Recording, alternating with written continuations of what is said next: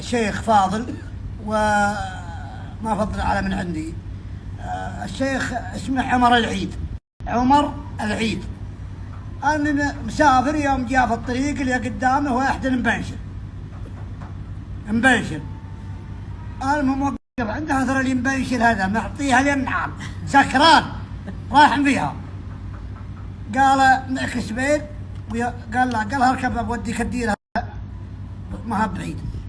ويوم ركب لي ريحه السكار معها الشيخ راح مغلي عمعم عمر العيد.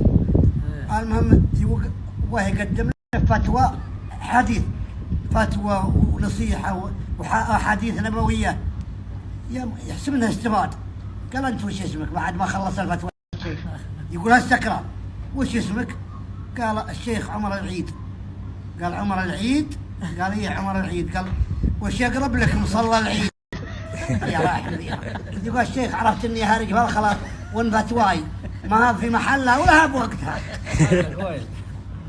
هذا فيه ضابط عسكري، ضابط من القبة على البسطار، جاي مسافر ورسمي وله هيبته فلم العام، الله ان شاء الله يقويهم ومع الخط. المهم حلت الصلاة عليه ومع الخط وقال بصلي في المحطة هاي مسجد المحطة. أثر المؤذن يأذن فيه هندي.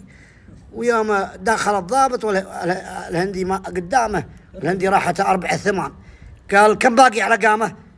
ويطلع قامته اللي في جيبه. قال باقي شهرين. يحسبونها الإقامة حقت الإقامة حقت هذه باقي شهرين تنتهي. قلبه الضابط.